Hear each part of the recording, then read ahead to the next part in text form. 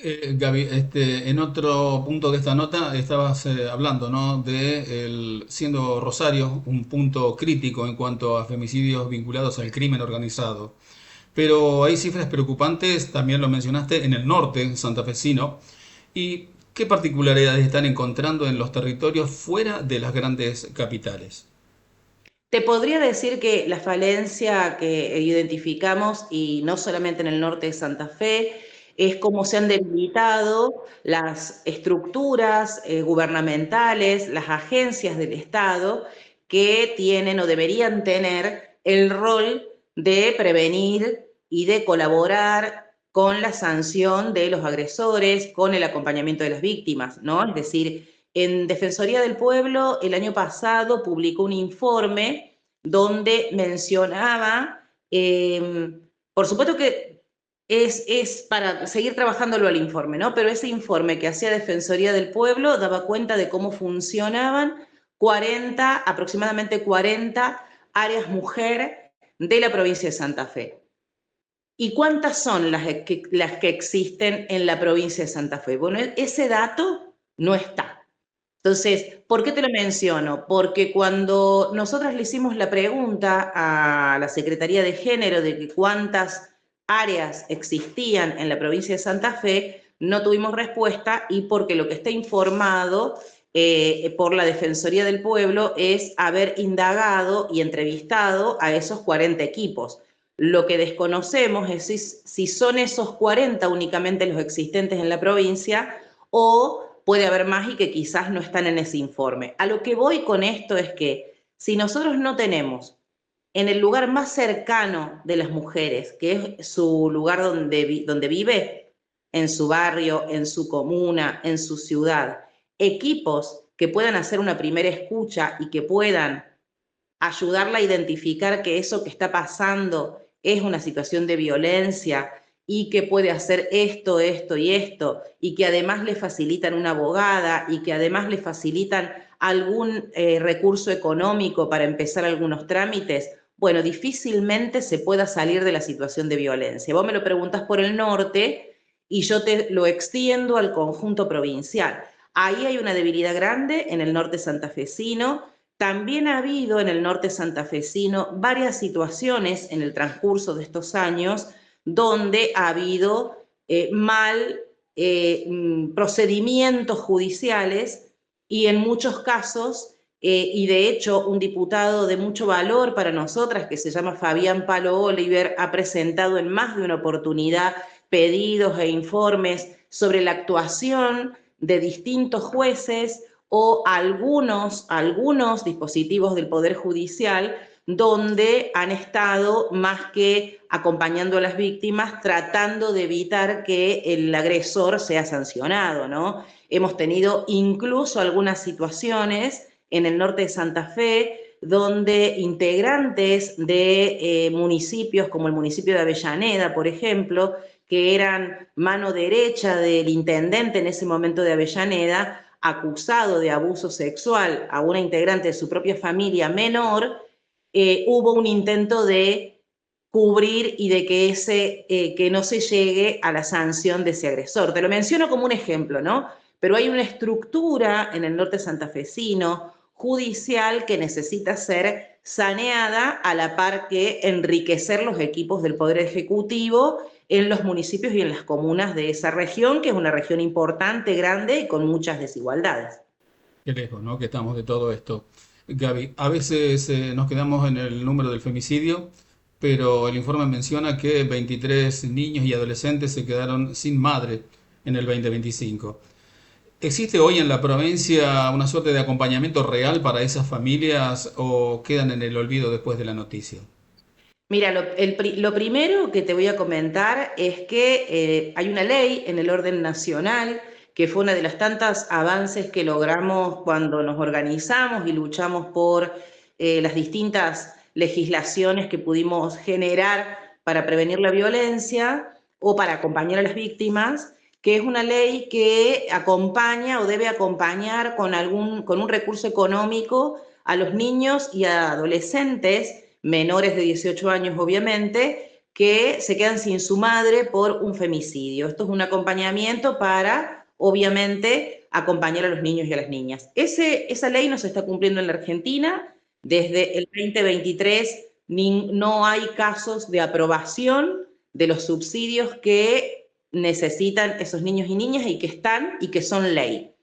En la provincia de Santa Fe no tenemos una ley provincial, pero sí deberían generarse articulaciones de, volvemos a lo mismo, ¿no? Provincia, municipio o provincia, comuna, para acompañar a esas familias. Nosotros no tenemos la información, vos acordate que nosotras los datos los relevamos de los registros que hacen los medios de comunicación de los femicidios, ¿no? Entonces, los medios poco informan de en qué condiciones quedan esos niños y esas niñas. Nosotros lo que registramos en los datos que aparecen en los medios de comunicación, como mucho, es cuántos niños tenía esa víctima de femicidio. Por lo tanto, ahí es un trabajo arduo que hay que hacer y debería la provincia tener un registro de cuántos niños y niñas han quedado sin sus mamás en las provincias de Santa Fe y cuál es el acompañamiento que se podría hacer. Yo honestamente lo desconozco porque no es una información pública y tampoco está en los medios de comunicación, pero bien podría ser un trabajo, te diría que en el orden de departamental incluso, ¿no? De preguntar en el departamento o hacer ese trabajito en el departamento de qué acompañamiento hay para los niños y las niñas de esa condición. Frente a un gobierno nacional que está desmantelando políticas de género, ustedes le exigen al gobierno provincial un mensaje claro y presupuesto. ¿Cuáles son esos tres puntos inmediatos que el Estado santafesino debería activar para frenar este inicio de año tan violento? Mira, una de las medidas que estábamos pidiendo desde el año pasado, pero reforzamos a principio de año, digo principio de año, pero estamos recién comenzando el año, ¿no? Es decir, estuvimos activas exigiendo cosas en los primeros días nomás de este año. Tenía que ver con nombrar a una autoridad en la Secretaría de Género, que es quien debe generar las estrategias para la provincia de Santa Fe. Ha sido nombrada, las pocas declaraciones que ha hecho desde el día de ayer a hoy mencionan algunas cuestiones interesantes como habla de que ya están en vigencia las tobilleras electrónicas, que ya están funcionando algunas. También menciona que se va a convocar a las organizaciones para poder hacer un diagnóstico común. Así que, bueno, estamos a la expectativa. Eran dos cosas importantes para nosotras que tenían que concretarse.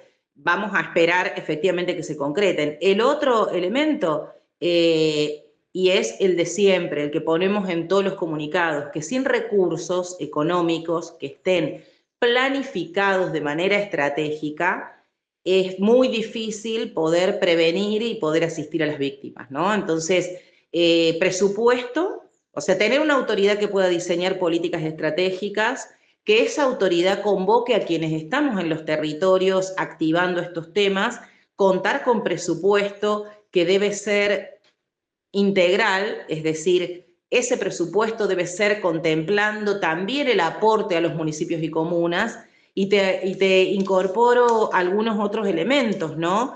Poder contar con estadística pública, esto que vos preguntás en relación a los niños y a las niñas, podría estar en un registro estadístico, así como están los femicidios o las situaciones de violencias, y por supuesto también la articulación con los otros poderes del Estado. No te digo el nivel, la coordinación con un nivel nacional, porque lamentablemente estamos en un gobierno nacional que descree y permanentemente niega la violencia machista, pero sí las autoridades deberían tener en el cuaderno de las cosas más importantes algunos de estos aspectos.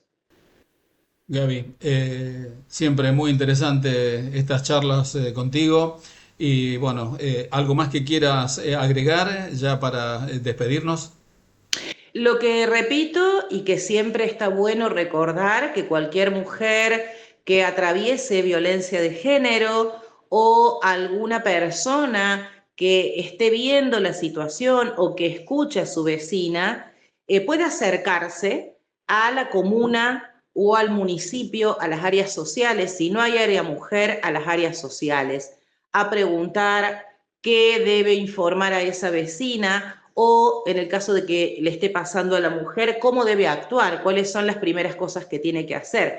Porque a lo mejor esa mujer no está preparada ya para hacer la denuncia, pero si va al área social, ahí la deben atender de manera respetuosa y la deben guiar y acompañar en este proceso de tratar de que de esa situación de violencia cese y que pueda restablecer una vida libre de violencia. Gaby, muchísimas gracias por este contacto. Como te decía recién, muy, pero muy interesante todos los conceptos que vos estás vertiendo. Y bueno, el compromiso, ¿no? Para dentro de un mes poder dar, en lo posible, mejores noticias. Bueno, muchas gracias.